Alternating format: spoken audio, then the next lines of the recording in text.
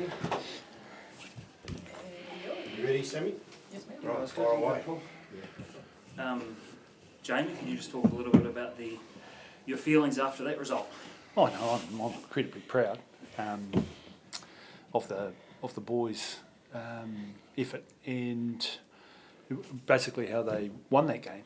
You know, particularly in the last 20 minutes when we lost all our boys. So we had to adjust. There was little that the coaches could do. Comes back down to Jim's leadership, and in that stage of the game, Sean Withy's leadership and how they brought the team together. Very simple game plan. And got the job done, so it's a massive growth for us. After 20 minutes, the Blues had sort of scored their second try, 14-3. There was probably a little bit of a feeling around the stadium that, uh-oh, here we go. What did you think at that time, and what did you think of your team's response to that kind of moment? I just thought we just made some really soft moments, soft decisions and soft tries, and I'm not worried about our mentality, but we've got to stop making soft errors and where we allow teams to get a sniff. Feel our game, last week against the Waratahs, we scored, 5 tries, but we can't, turn the ball over 40% of the time and concede 2 yellow cards. And it's the same tonight. So we lost last week. We got away with it tonight, but we've got to get better in that area. I'm a little bit slow. Nothing new there. You were actually down to 13 men for quite a chunk of the game.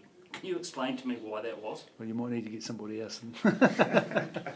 The thing is, the front row, as you see, so when the front row goes off, you've got to take another player on and you've got to replace it with front row. So we had 2 hookers on. We had Sefo, who'd started the whole game when Sol had gone off. And then, the whole set piece had gone into a bit of a shambles. And so we had, on attack, we had 2 players in the scrum, because you have to maintain 8 players in the scrum.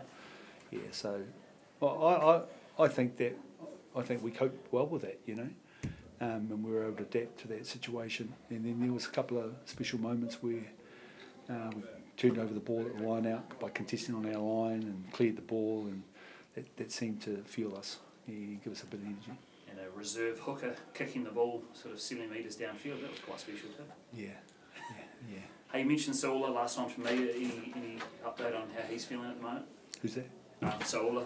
Oh no, he's in there. He's fine. He just failed a concussion test, so it goes back to protocols and stuff like that. Yeah. Jimmy, what does it do for the group? You can put them through a hard pre-season and you can see the growth, and all the rest of it. But until you get that big win against a quality side like the Blues, do you see that exponential growth that we're looking for? I don't know. Everyone's going on about the pre-season, but that's what pre-seasons are for, So. The pre-season that we had this year is the same as what I've done for 25 years. So you're saying that people don't train hard in the pre-season, and we do. And I think you see our players in terms of their fitness levels is fine. But we've got to have a point of difference, and I think that's one area where we're slightly ahead of guys or ahead of teams. But it's not enough. Fitness alone is not enough. But the boys got confidence around what they can do on the field. So. What do you reckon? Yeah, you work really hard throughout the pre-season and you get the rewards. Well, we know we've got it in us, and just a matter of time. The boys believe in themselves today. You can see it out there. They believe in themselves, and just execute the little details, win the little moments that we had, and enjoy it.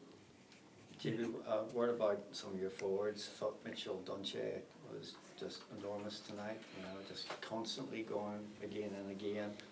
Probably pick a number of players like that. I was really pleased to see those senior guys. I think that's what we're trying to build as a team where, Mitch Dunche has played a lot of rugby and he's had a lot of success, and so we're learning from some of those things that he can bring to the team. And it's no different with Timoci here. We've got a solid group of men who are leading from the front by the way they play the game. But I thought we grew a bit today around our intelligence when we were under pressure. A lot of teams against the Blues would have just thrown the towel in, and we got better, and that's a nice thing. Yeah. And Tane Robinson, I think he played the whole game tonight. He was good. Yeah. Really advancing. Yeah, he was good. And it's a hard selection every weekend, with our teens.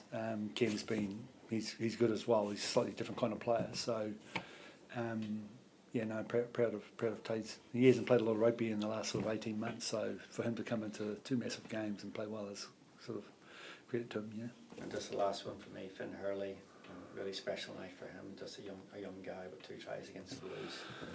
Oh, he's got massive potential. You saw it tonight. He's like all rugby players. He gets ahead of himself sometimes, but let him go, I reckon. Let him go, let him be himself, give him confidence and coach him to understand balance, you know. So I think he got it right tonight.